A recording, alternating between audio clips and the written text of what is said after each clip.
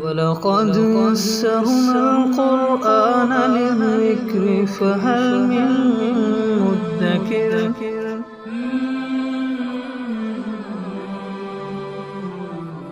سورۃ البقرہ آیت نمبر 3۔ اعوذ باللہ من الشیطان الرجیم، بسم اللہ الرحمن الرحیم۔ الذین یؤمنون بالغیب ویقیمون الصلاۃ ومما رزقناہم ینفقون۔ جو لوگ کہ بن دیکھے ایمان لاتے ہیں اور نماز کو قائم کرتے ہیں اور جو رزق ہم نے دیا اس میں سے خرچ کرتے ہیں۔ دیکھیں، قرآن کریم اللہ کا کلام ہے، کلام اللہ ہے، اسی وجہ سے یہ ہمیشہ سے لوح محفوظ میں لکھا ہوا ہے، بل ہوا قرآن مجید فی لوح محفوظ۔ اور لوح محفوظ سے، لوح کہتے ہیں تختی کو، محفوظ معنی حفاظت کی ہوئی۔ اللہ تعالیٰ فرماتے ہیں کہ یہ قرآن ہمیشہ سے ایک محفوظ تختی میں ہے۔ یہ لوح محفوظ کا ترجمہ ہو گیا۔ اب وہ محفوظ تختی کیسی ہے، اس کی کیفیت تو اللہ تعالیٰ ہی جانتے ہیں، ہمیں تو اس کا نہیں معلوم۔ البتہ ہمیں اتنا بتلایا گیا ہے کہ یہ ہمیشہ سے ہی لوح محفوظ میں موجود ہے۔ اور لوح محفوظ سے 2 مرتبہ اس کا نزول ہوا ہے۔ ایک مرتبہ تو پورا قرآن بیت المعمور یا بیت العزت وہاں اترا ہے۔ بیت المعمور کیا ہے؟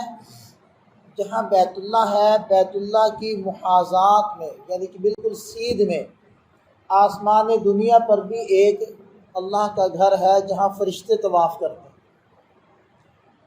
وہ جو آسمان دنیا پر بیت اللہ ہے اس کو بیت العزت بھی کہتے ہیں، بیت المعمور بھی کہتے ہیں۔ تو پورا قرآن اترا ہے پہلے لوح محفوظ سے بیت العزت پر، یعنی یہ دوسری جگہ ہو گئی جہاں محفوظ ہو گیا قرآن۔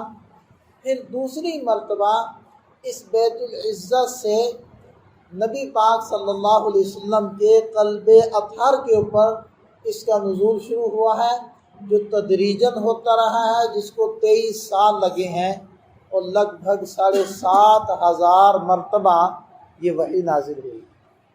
گویا کہ پھر قرآن کریم نبی پاک صلی اللہ علیہ وسلم کے قلب اطہر کے علاوہ 2 جگہ پر محفوظ ہوا، ایک لوح محفوظ میں اور دوسرا بیت المعمور۔ اور حضرت جبریل علیہ السلام جو تشریف لاتے تھے، رمضان المبارک میں دور ہوتا تھا، اس کا مقصد بھی یہ ہوتا تھا تاکہ جو آپ علیہ السلام کے قلب اطہر پر اترا ہے اس میں اور بیت العزت میں جو ہے اس میں کچھ فرق باقی نہ رہے۔ تو آپ علیہ السلام نے پھر منوان وہ حضرات صحابہ کرام کو سکھایا اور حضرات صحابہ کرام سے آگے چلتا چلا آیا، اور آپ علیہ السلام نے اپنے زمانے میں ہی قرآن کو لکھوا دیا تھا۔ صحابہ کرام اس کو لکھ چکے تھے۔ حضرت صدیق اکبر رضی اللہ عنہ کے زمانے میں قرآن لکھا نہیں گیا، قرآن جمع کیا گیا، اور حضرت عثمان غنی رضی اللہ عنہ کے زمانے میں قرآن پھیلایا گیا ایک روایت کے مطابق، یعنی کہ چونکہ 7 قرات پر قرآن کا نزول ہوا ہے، ایک روایت پر قرآن کو لکھ کر پھر پھیلایا گیا ہے۔ تو جامع القرآن حضرت ابوبکر صدیق رضی اللہ عنہ ہے، ناشر القرآن حضرت عثمان غنی رضی اللہ عنہ۔ اور یہ جو 2 مرتبہ نزول ہوا ہے قرآن کا لوح محفوظ سے، تو یہ دونوں مرتبہ لیلۃ القدر میں ہوئے، چاہے پورا قرآن نازل ہوا ہے، چاہے بتدریج قرآن کا نزول شروع ہوا ہے، دونوں لیلۃ القدر میں ہوا ہے۔ پورا قرآن بیت المعمور پر آیا جو ہے لیلۃ القدر میں، اور آپ علیہ السلام کے قلب اطہر پر اس کا نزول شروع ہوا، یہ بھی لیلۃ القدر میں۔ تو سورۃ البقرہ ہم نے شروع کی تھی، جس کی تیسری آیت آج ہم تلاوت کر چکے ہیں، اس کا ترجمہ بھی ہو گیا ہے۔ سابقہ آیت میں اللہ تعالیٰ نے ارشاد فرمایا تھا ہدی للمتقین، یہ قرآن متقین کے لیے ہدایت۔ اب یہاں ایک سوال ذہن میں آئے گا کہ متقین تو پہلے ہی ڈرنے والے ہیں، یہ تو جو متقین نہیں ہیں تو ان کے لیے ہدایت نہیں ہے۔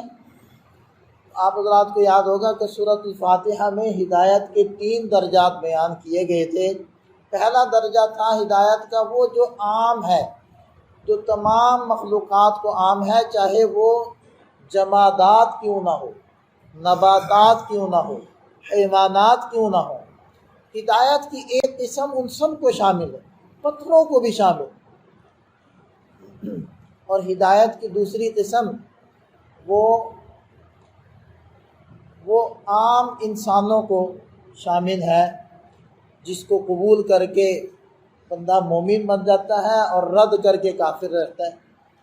اور ہدایت کی ایک تیسری قسم ہے جس کا تعلق متقیوں کے ساتھ ہوتا ہے، نیک لوگوں کے ساتھ ہوتا ہے، جس کے لامتناہی درجات ہیں، اور وہ ہدایت کے ان درجات کو مسلسل پاتے رہتے ہیں اور مسلسل ترقی کرتے رہتے ہیں۔ اس لیے نبی پاک صلی اللہ علیہ وسلم اپنی زندگی کے آخری ایام تک اللہ تعالیٰ سے کیا دعا مانگ رہے ہیں سورۃ الفاتحہ میں؟ اہدنا الصراط المستقیم۔ یہ ہدایت کے صراط مستقیم کے وہ درجات تھے کہ جس کے اوپر ایک پکا سچا مومن وہ مسلسل ترقی کرتا رہتا ہے۔ تو یہاں سے ایک تو ہدن ہو گیا، یعنی ہدایت ہے، تو ہدایت سے کون سی قسم مراد ہے؟ للمتقین نے بتلا دیا کہ وہ جو تیسری قسم ہے یہاں وہ والی مراد ہے کہ متقین مسلسل قرآن کے ذریعے سے ترقی کرتے رہیں گے، البتہ سب کے لیے ہی ہدایت ہے۔ لیکن یہاں جو ہدایت مراد ہے وہ خاص ہدایت مراد۔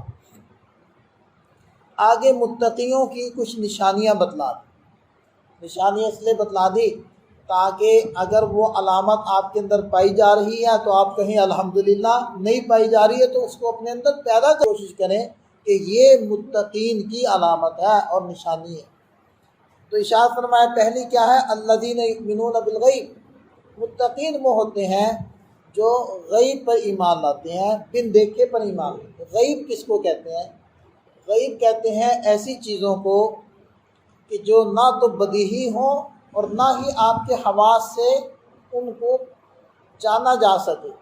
حواس انسان کے 5 ہیں، انسان کی آنکھیں، دیکھنا جس کو بصر کہتے ہیں، بصر، شم، سمع، ذائقہ اور لمس، یہ ہے حواس 5۔ دیکھنے کی قوت، سونگھنے کی، سننے کی، چکھنے کی اور محسوس کرنے کی، ان 5 قوتوں کو حواس 5 ظاہرہ کہا جاتا ہے۔ انسان ان 5 قوتوں کے ذریعے سے علم حاصل کرتا ہے، دیکھ کر، سن کر، سونگھ کر، چکھ کر اور محسوس کر کے کہ سخت ہے یا نرم ہے، کھردری ہے یا ملائم ہے، اور گرم ہے یا ٹھنڈی ہے، یہ چھو کر انسان اس کو محسوس کرتا ہے۔ تو غیب اس چیز کو کہتے ہیں کہ جس کا علم نہ تو بدیہیات میں سے، اچھا بدیہی کیا ہوتی ہے؟ بدیہی اس چیز کو کہتے ہیں جو بالکل واضح ہو۔ اب دیکھیں دن ہو گیا ہے، اس کے لیے کوئی دلیل کی ضرورت ہے؟ کوئی دلیل کی ضرورت، یہ بدیہیات میں سے ہے۔ جو چیزیں بالکل واضح ہوں، روز روشن کی طرح، یعنی چمکتے دن کی طرح جو واضح ہوں، ان کو کہتے ہیں یہ بدیہی۔ اور بعض چیزیں ایسی ہوتی ہیں جو تھوڑی سی چھپی ہوتی ہیں، جس کو ہم تھوڑی سی کوشش کر کے حاصل کرتے ہیں حواس 5 کے ذریعے سے، بعض وہ چیزیں ہوتی ہیں۔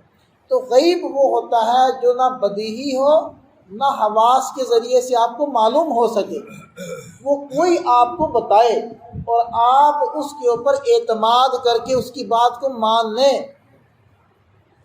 تو کوئی آپ کو بتائے یہ غیب ہو گیا اور آپ کا مان لینا ایمان ہو گیا۔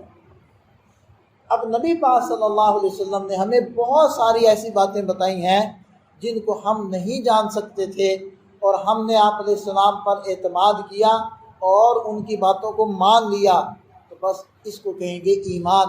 اس کے اندر سے جنت بھی ہے، اس کے اندر جہنم بھی ہے، اس کے اندر عذاب قبر بھی ہے، اس کے اندر صراط مستقیم، صراط بھی ہے، اور حوض کوثر بھی ہے، اور میزان بھی ہے، یعنی کہ قیامت کے دن اللہ تعالیٰ ترازو قائم کریں گے، اور وغیرہ وغیرہ۔ یہ ساری چیزیں غیب کے اندر داخل ہیں۔ دوسری صفت بتائی وہ یقیمون الصلاۃ، نماز کو قائم کرتے ہیں۔ ایک ہوتا ہے ادائے صلاۃ، ایک ہوتا ہے اقامت صلاۃ، دونوں میں بڑا فرق ہوتا ہے۔ ہم عام طور پر ادائے صلاۃ کرتے ہیں، اقامت صلاۃ نہیں کرتے۔ فرق کیا ہے؟ ایک ہوتا ہے نماز کا پڑھ لینا، اور ایک ہے نماز کا قائم کرنا۔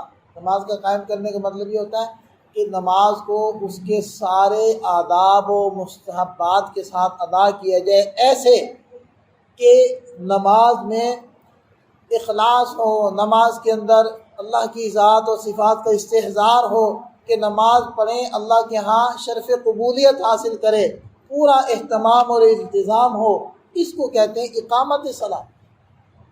اب کتنا اہتمام کروایا جاتا ہے، وقت داخل ہوتا ہے، اذان دی جاتی ہے، اذان کے 15 منٹ بعد جماعت ہوتی ہے، آپ لوگ باقاعدہ وضو کرتے ہیں، مسجد میں پہنچتے ہیں، مسجد میں صفوں کا انتظام، امام کا اور مؤذن کا انتظام، بجلی کا اور گیس کا انتظام، تو اتنا سارا پروٹوکول کس لیے؟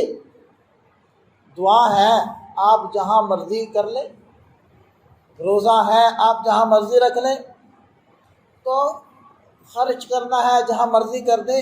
نماز کے لیے اتنا اہتمام، سب سوئے پڑے تھے گھروں میں، بستروں سے اٹھے، وضو کیا، باقاعدہ مسجد کے اندر آئے چل کر۔ مسجد ایک متعین کی گئی ہے، اور اس میں کروڑوں روپیہ خرچ کیا گیا ہے، اور ہزاروں روپیہ اس میں ماہانہ خرچ کیا جاتا ہے۔ کس لیے؟ اقامت صلاۃ کے لیے۔ یہ سارے پروٹوکول اس لیے ہیں تاکہ اقامت صلاۃ ہو۔ اور وَمِمَّا رَزَقْنَاهُمْ يُنْفِقُونَ، تو بہرحال جو متقین ہیں دوسرا کام یہ کرتے ہیں کہ وہ نماز کو قائم کرتے ہیں، نماز کو حقیقی معنی میں وہ پڑھتے ہیں۔ اور تیسری ان کی صفت ہے کہ مِمَّا رَزَقْنَاهُمْ يُنْفِقُونَ، جو ہم نے رزق دیا اس میں سے خرچ کرتے ہیں، وہ چاہے زکوٰۃ کی شکل میں ہو، چاہے صدقہ فطر کی شکل میں ہو، چاہے نفلی صدقات کی شکل میں ہو، وہ سب اس میں آئیں گے۔ اور دیکھیں کہ اللہ تعالیٰ نے اشارہ کر دیا مما رزقناہم، جو ہم نے رزق دیا۔ انسان کو اس طرح متوجہ کرنا مقصود ہے کہ بندے تو جو خرچ کرتا ہے تیرا کوئی کمال نہیں ہے، رزق تو ہم نہیں دیا، اس میں سے خرچ کر دیا تو نے کیا کمال کیا۔ لیکن بہرحال پھر بھی انسان کی ہمت ہے، کیونکہ فطرتی طور پر انسان حریص ہے، انسان بخیل ہے، پھر بھی ہمت کر کے جب خرچ کرتا ہے تو اللہ تعالیٰ اس پر بھی ثواب دیتا ہے، حالانکہ سب دیا اللہ نہیں۔ اور پھر تیسری بات من، یہ دو من تھے، جب ان دونوں کو جوڑا گیا تو یہ بیچ والا نون گر گیا، تو من ما سے مم ما ہو گیا۔ دیکھیں نا آپ قرآن، وَمِم ما، یہ اصل میں من ما تھا، تو دونوں کو جوڑا تو مم ما ہو گیا۔